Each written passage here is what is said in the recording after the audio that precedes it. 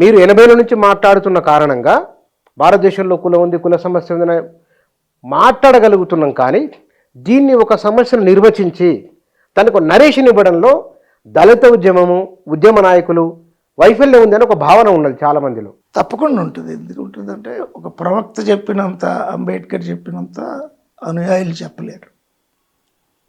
ఒక ప్రవక్త Karl Marx చెప్పినంత డాంగే చెప్పలేకపోయాడు, రణదీవే చెప్పలేకపోయాడు, చారు మజుందార్ చెప్పలేకపోయాడు. ఎప్పుడు ఆయుధాలు ఉపయోగించాలి, ఎప్పుడు ఫోర్స్ ఉపయోగించాలి కార్ల్ మార్క్స్ చెప్పింది వేరు. కార్ల్ మార్క్స్ నాస్తికుడు, వీళ్ళెవరు నాస్తికులు కాదు. అదేమిటి? ఎవరు నాస్తికులుగా ప్రకటించుకోవాలా. బ్రాహ్మణ కర్మకాండలో జరిగినాయి. తర్వాత వివరంగా చెప్పండి. కార్ల్ మార్క్స్ పిహెచ్డి నాస్తికత్వం, ఆయన పిహెచ్డి. ఆయన నాస్తికుడు, మతం మీద బోల్డ్ రాశాడు, మతం మొత్తం రాశాడు. వీళ్ళు మతం మీద ఇప్పుడు బీజేపీ వచ్చినాక పోరాడుతున్నారు. ట్రేడ్ యూనియన్స్ అయ్యే కానీ మతం మీద యుద్ధం లేదు కదా. మేము మతం మీద యుద్ధం ప్రారంభించాం హేతువాద ఉద్యమంలో. మనుస్మృతి దహనం, గద్దరన్న నేను యూనివర్సిటీలో. అది ఏ బ్రాహ్మణుడు కూడా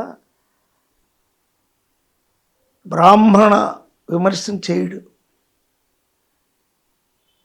బ్రాహ్మణాధిపత్యాన్ని విమర్శ చేయడు ఏ పార్టీలో.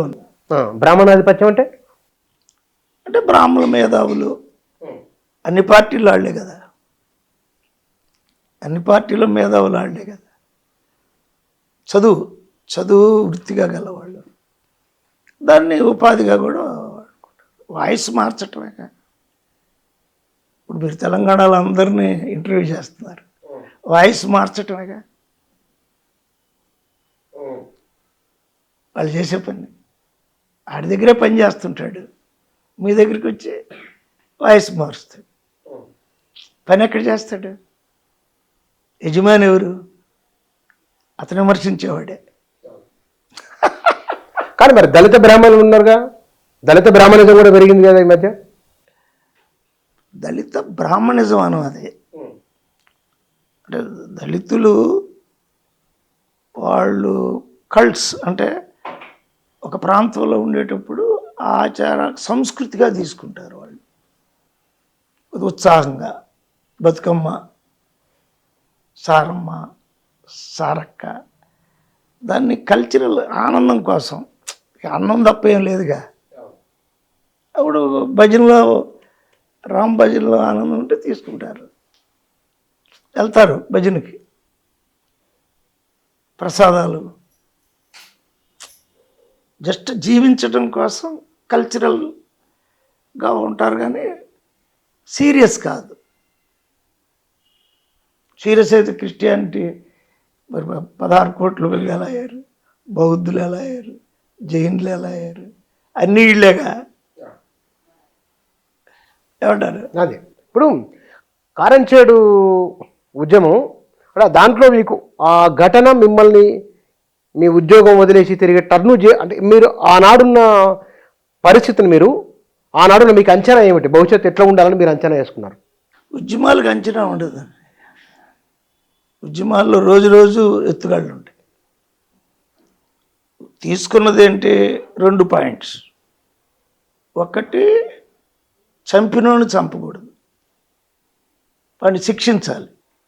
ఆ శిక్షకు సంబంధించి ఎన్ని కాన్స్టిట్యూషన్లు ఉన్నాయో అన్నీ మనం ప్రజలకు ఎడ్యుకేట్ చేయాలి. సిబిసిఐడి, తర్వాత న్యాయ ఈ జడ్జిలతో విచారణ, సిబిఐ, అట్లన్నీ. అది కారంచేడు వచ్చినాక అన్నీ ఇంట్రడ్యూస్ అయినాయి. చంపల, ఎవరిని చంపల.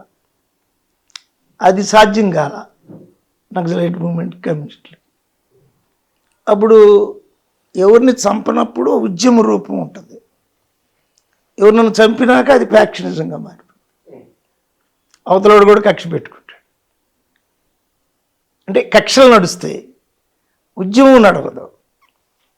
అందుకు మేము భారతదేశంలో ఉద్యమం తెచ్చాం. అంబేద్కర్ కూడా ఉద్యమమే తెచ్చాడు, మహత్ చెరువు పోరాటం. కారంచేడు ఉద్యమంలో మీ అనుభవాలు ఒక 2-3 చెప్పండి. అనుభవాలు ఏం లేవు. మూమెంట్లోకి దిగిన తర్వాత పోలీసులు అరెస్ట్ చేస్తారు, జైల్లో పెడతారు, చంపేస్తారు. ఇవన్నీ డే టు డే జరుగుతాయి అంతే.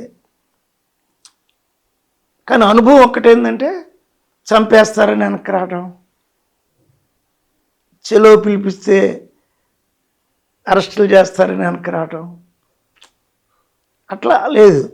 అంటే నా అనుభవంలో వ్యక్తిగత జీవితం కోసం బ్యాక్ అవటం లేదు. మూమెంట్లో అడుగడుగులో మరణం ఎదురుపడుతూ ఉంటుంది. ఎదురైందా మీకు అట్లా? ఎదురైందా? ఒకసారి 100 సార్లు. ఒక 2-3 చెప్పండి. ఏ సందర్భం? అవును, విశాఖపట్నం జైల్లో చంపేయాలని చూశారు కదా. ఎక్కడ? విశాఖపట్నం జైలు రాత్రులు తీసుకెళ్ళి అవి మళ్ళీ ఒక ప్రైవేట్ టీంని పెట్టి మా ఫ్యామిలీని, అది రెగ్యులర్గా మొన్నటిదాకా జరుగుతూనే వచ్చిందిగా. లీడర్ పోతే వాయిస్ పోద్దుగా. నిజమైన లీడర్ని చంపాలని చూస్తారు. కానీ లీడర్ ప్రజాబలం వల్ల జీవిస్తూ ఉంటాడు. జీవించవచ్చు, మరణించవచ్చు. మరణం ఆయనకి పెద్ద విషయం కాదు. మరణాన్ని కానీ కౌంట్ తీసుకుంటే ఉద్యమానికి ఎక్కడో చోట పరిమితి వచ్చింది. అర్థం కదా? పరిమితిని మేము పెట్టుకోవాలి. అంటే ధర్నా చేస్తే ఉద్యోగం పోద్ది, అట్లా పరిమితులు పెట్టుకోలేక అన్నీ పోయినాయి. ఆస్తులు పోయినాయి, ఉద్యోగం పోయింది, అంత పోయింది. పరిమితి ఇక ఇక్కడ దాకా చేస్తేనే మనం సేఫ్గా ఉంటాం. అంటే ఉద్యోగం మీరు మానేసినా లేకపోతే ఉద్యోగం గవర్నమెంట్కి పోయింది? అది మనం అరెస్ట్ అయినప్పుడు ఆటోమేటిక్గా పోద్ది. ఎన్నాళ్ళు జైల్లో ఉన్నారు? అన్ని జైల్లో కలిపి చాలాలు ఉన్నాం. రాజమండ్రి జైలు, నెల్లూరు జైలు, అది విశాఖ జైలు, అన్ని జైల్లో ఉన్నాగా. దళిత ఉద్యమంలో ఇన్నిసార్లు జైల్లో ఉన్న ఏకైక నాయకులు మీరే ఉండొచ్చు ఆ టైంలో. మేబీ ఆ జైల్లో ఎక్కువ లేరు, వీళ్ళెవరు పెద్దగా లేరు. జైలుకి వెళ్ళరు, అక్కడ దాకా వచ్చి ఆగిపోతారు. మేము ఆ జైల్లో కాదు, మరణాన్నే పట్టించుకోవాలి. మరణం అనేది కామన్. అంత పట్టుదల. అప్పటికే సుఖవంతమైన జీవితం, మంచిగా లెక్చరర్గా హాయిగా ఉన్నారు కదా. ఏరి కోరి దీంట్లోకి వచ్చిన తర్వాత ఒకసారి ఏమన్నా అనిపించిందా రీథింక్? అంటే ఇప్పుడు మరణాన్ని ఎదుర్కోవడం ఆ రోజు మామూలు విషయం కాదు. పెద్ద కులాలను సవాల్ చేసి నిలబడడం అనేది సాహసం. అది అంటే పెద్ద కులాలంటే ద్వేషం ఏం లేదు. పెద్ద కులాలు నీకు పనిచేసేవాడిని నువ్వు చంపకూడదు. అదే చెప్తూ వచ్చాం. పని చేస్తున్నాడు, వాడికి పొలం అవన్నీ వస్తాయి కదా, వాడు రైతు అవుతాడు. వాడికి స్కోప్ ఇస్తే ఇప్పుడు రైతులు అయ్యారుగా చాలామంది. ద్వేషం ఏం లేదు, ద్వేషంతో నడపలా. ప్రేమతో నడిపినప్పుడు ప్రేమతో నడిపిన వాళ్ళందరూ చంపబడ్డారు. రక్షణ పెట్టుకున్న వాళ్ళందరూ బతికారు. ఇప్పుడు ఇక్కడ రక్షణ ఏం లేదు, మావాడు తప్ప. చెప్తా అంటే ఆ వ్యూ లేదు మన వాళ్ళందరినీ పోగేసి. ఇప్పటికి మీకు బెదిరింపు కాల్సి వస్తా? అయ్యే సహజం కదా, ఇప్పటికీ సహజం అది. ఏమని ఫోన్ చేస్తారు? ఏం చేస్తా అంటే సహజంగా ఈ హిందూ మతం మీద మాట్లాడినప్పుడు చేస్తూ ఉంటారు. అంటే కులం కులం యథార్థం కదా. మతం కులం రెండు మీద పోరాడేవండి. అది లిటరేచరు, అది ఉద్యమం, అది ప్రత్యామ్నాయం, అది లైఫ్లో కూడా ఇంటర్ కాస్ట్ మ్యారేజ్లు. మరి ఇంటర్ కాస్ట్ మ్యారేజ్లు కూడా కష్టమే కదా. మరి ఇప్పుడు ఈ అమ్మాయి ఉందంటే ఈ మా కల్చరల్గా వ్యవసాయం దళిత ఉద్యమంలో 2 పాయింట్స్ అంతే. ఏవి? ఒకటి యాంటీ కుల నిర్మూలన, 2 మతం మత్తు ముందు కార్ల్ మార్క్స్ చెప్పినట్టు, అంబేద్కర్ చెప్పినట్టు హేతువాదం, మానవతావాదం. అంబేద్కర్ బౌద్ధంలోకి వెళ్ళిపోయింది కదా. బౌద్ధం హేతువాద బౌద్ధం అయింది, రేషనలిస్టిక్ బుద్ధిజం అయింది. కులం మతం ఈ రెండింటికి వ్యతిరేకంగా పోరాడామంతే. దాని ఇంపాక్ట్ ఉందనుకుంటున్నా, మీరు చెప్పాలి. కుల నిర్మూలన సాధ్యమవుతుందా? సాధ్యమేగా. ఇప్పుడు ఇంటర్ కాస్ట్ మ్యారేజ్లు విపరీతంగా జరుగుతున్నాయి. ప్రతి తండ్రి ఆడపిల్లని బయటికి పంపాలంటే ఎవడు ఎత్తుకెళ్తాడు, ఎవడు పెళ్లి చేసుకుంటాడు అని భయపడుతున్నాడు అంటే ఉందనేగా. కుల నిర్మూలన అంశం ఉందనేగా.